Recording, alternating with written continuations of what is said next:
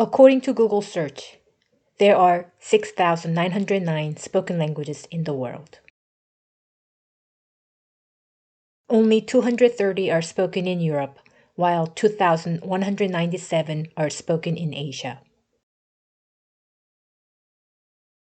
In theory, educated Asian learners who know more than 20 or 30,000 English words with advanced grammar skills should have absolutely no reason to struggle in terms of displaying very basic communication performance.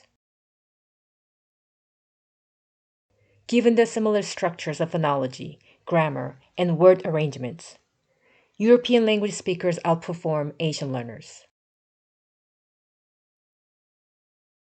Second language learners naturally associate their existing cognitive structure with English. Leonardo da Vinci says, "Nothing can be either loved or hated unless it is first known." You cannot learn something if you don't know it exists in the first place. When it comes to acquiring English language proficiency, for Asian learners, English has many over-differentiated and unidentifiable sounds, grammar, and word arrangements compared to their native language. The primary aim for second language acquisition is to resolve the obscurities and develop learners' creativity. It is fundamental to identify and guide learners to connect the essential concepts of English. In order to achieve a deep understanding of English, both educators and learners must acknowledge that the forms of English language provide the bedrock of creativity, and a learner's native language unlocks the mystery. The greater the causes of obscurity that exist between a learner's native language and English, educators and learners need to directly face up to the so-called inhibiting effects of their native language. Learners need more meticulous instruction aligned with their unique difficulties. The missing piece of the second language acquisition process is the basic English rules and acute awareness of the non-existent concepts within a learner's native language. At present, this missing piece is too often absent at the most basic level, regardless of learners' ages, education, and proficiency levels. However, learners around the world are lumped together as undifferentiated, including Asian learners who make up 1/3 of the world's populations.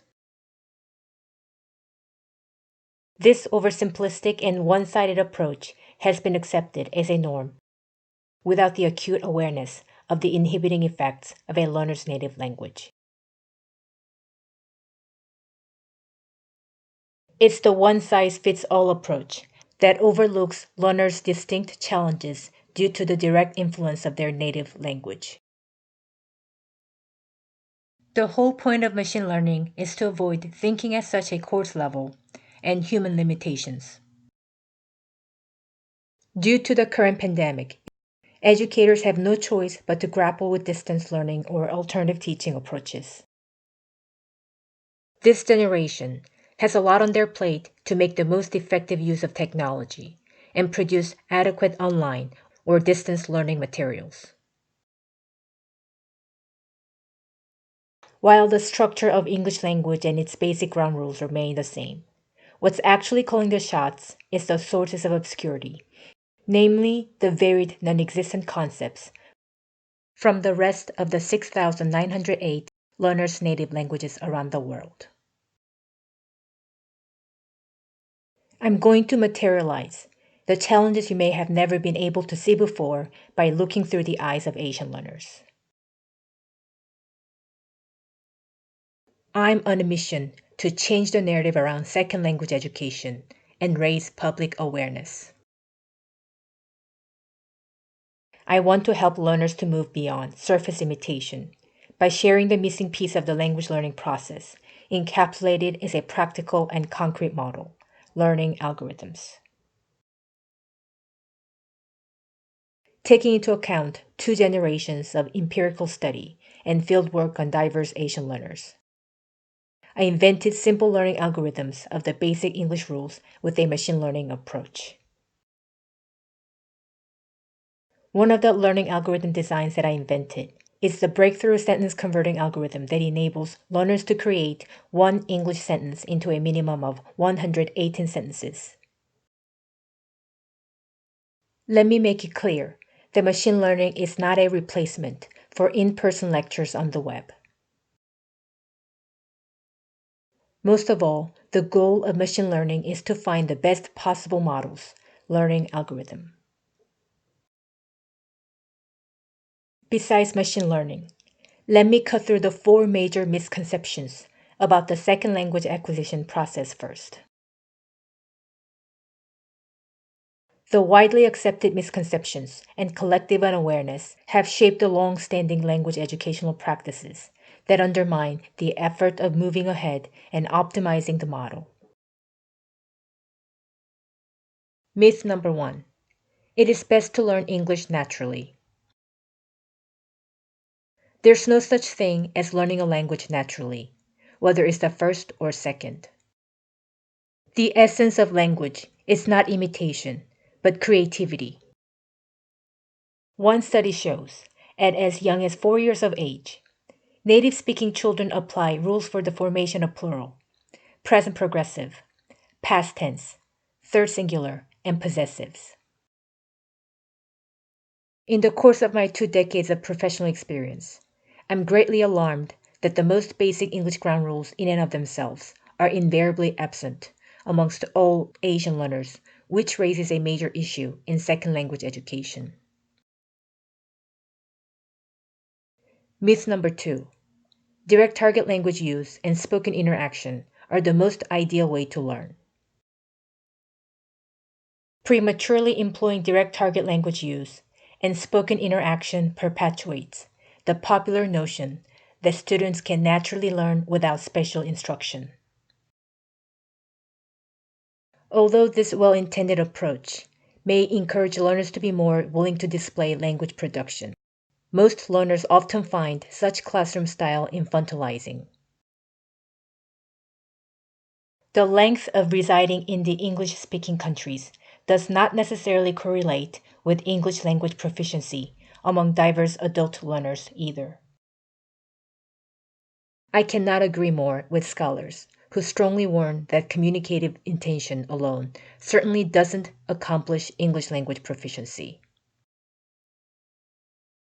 Surface imitation is far too often misunderstood with spontaneous communication by blindly and haphazardly memorizing sounds of individual English words and expressions from English podcasts, TV shows, and dramas.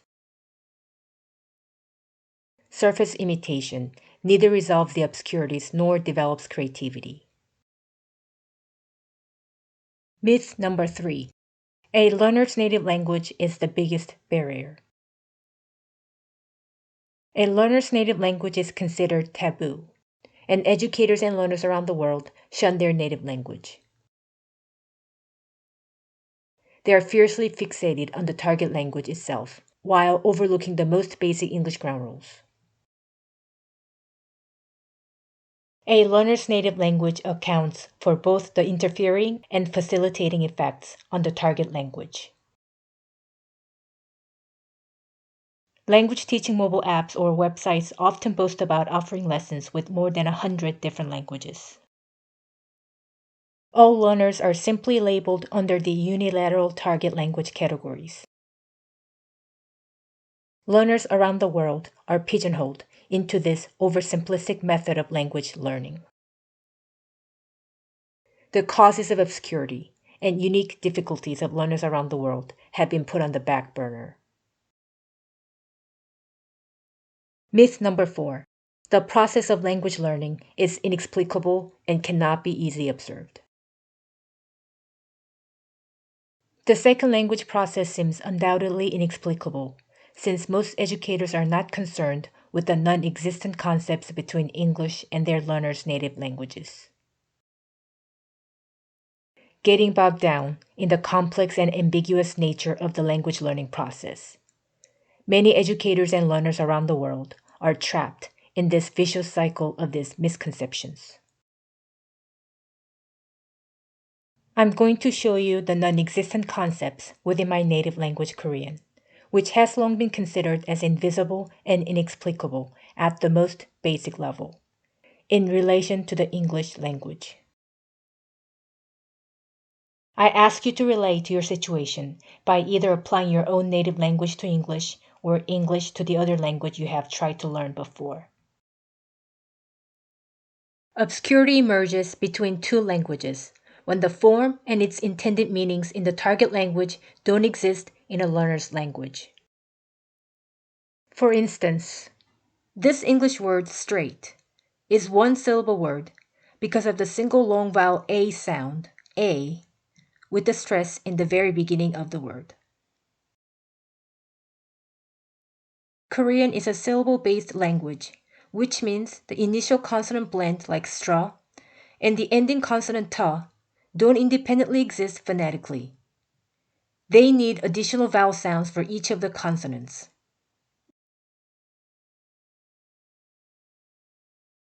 Korean speakers read the word straight as s, t, re, i, t with 5 syllables.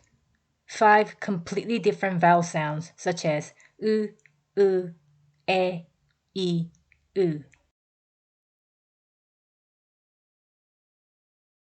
There's no stress placed on any of the syllables because the Korean language has no concept of word stress.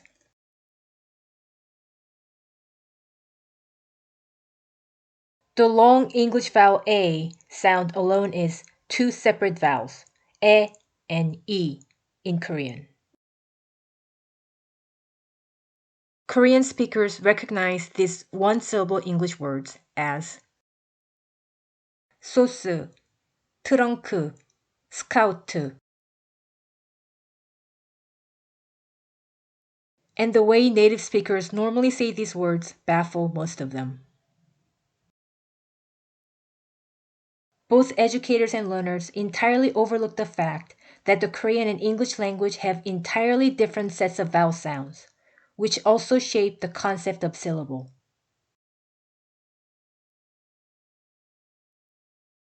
In these two English sentences, Tom is bored and Tom is boring convey very different meanings. However, whether a Korean speaker intends to express that Tom feels bored or Tom makes another person feel bored, only a single and identical intransitive verb is used undifferentiated in the Korean language.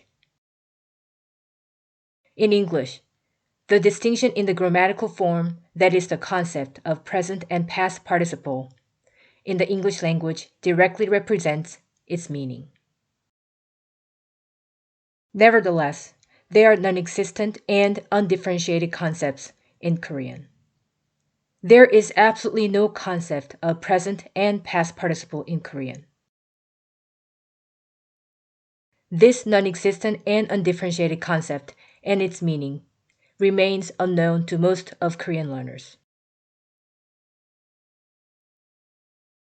Did you also know that there are only about 23 postpositions and particles combined in the Korean language? In the English language, there are 150 prepositions and adverbs combined. For example, these 3 basic English prepositions, at, in, and on, have very specific functions and distinctions depending on time, location, direction, and so on, as in at night, in the dark, on the radio. Nevertheless, in Korean, the prepositions at, in, and on are undifferentiated. Only a single Korean postposition, 에에서, is replaced regardless of the different functions. What's even more perplexing is that expressions such as at best, break out in a cold sweat, on the mend, do not involve any postpositions when translated into Korean, causing the most extreme grammatical and semantic obscurity. In Korean, they exist in the completely different forms of word arrangements in contrast to these corresponding English expressions.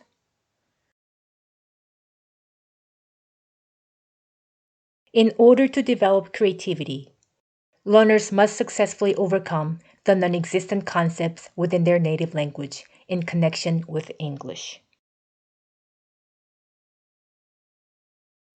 Let me briefly explain my sentence converting algorithms. Compared to the 16 different English tenses, the Korean language can fully operate with only about 9 tenses due to a much broader tense usage. This algorithm design is only centered on the 4 basic English tenses.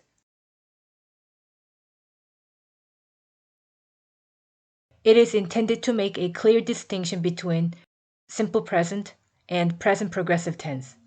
That is undifferentiated in Korean. It's also important to acknowledge that the English linking verbs am, are, and is are replaced with one single verb.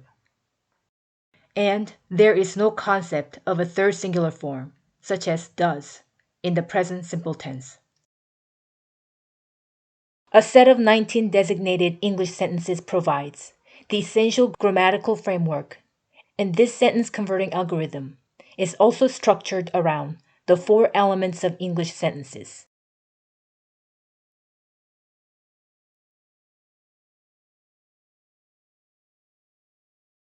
As mentioned earlier, with a clear understanding of the distinction between a present and past participle, boring and bored, a learner can make a minimum of 56 different sentences by applying the 4 elements: subjective pronouns, types of verbs, tenses, and types of sentences, to the linking verb algorithm.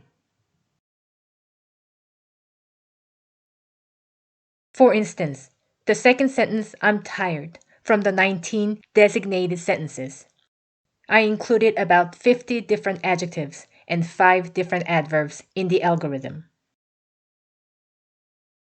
This sentence, why aren't they quite satisfied with the results, is considered to be the same sentences as Tom is bored and boring, and I'm tired in the frame of the 19 designated sentences. Using the action verb algorithm, learners instantly create one English sentence into a minimum of 118 sentences and a minimum of 17,000 more sentences by replacing 144 different action verbs.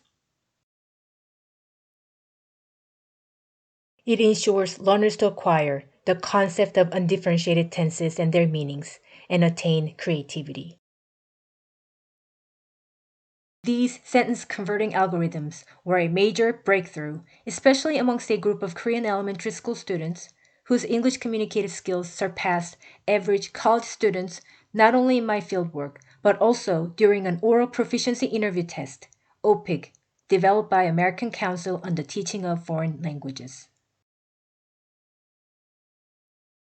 My learning algorithm design is based on a schematization of the English basic rules of its phonology, grammar, and word arrangements. This algorithm design clearly defines the crucial components of the English language that have remained unidentified by educators and learners, as it compares English to a learner's native language. The author of Master Algorithm book argues that control of data and ownership of the models learned from it is what many of the 21st century's battles will be about. The author goes on to say that all we need to do is provide the right kind of data and discovering the deepest regularities. My learning algorithm design provides the best model that uniquely creates awareness and clearly identifies the varied non-existent concepts of languages around the entire world. It has already given new insight into individual Korean learners' levels of understanding and their performance, as well as statistical regularities in data extracted from Korean learners as a group. This missing piece offers an archetype model, and it is intended to be applied to a wide range of learners around the world. Sharing the data of varied obscurities drawn from learners on a global scale will spark new directions in research and development and transform the process of second language acquisition down the line. Join me in this effort to push for change.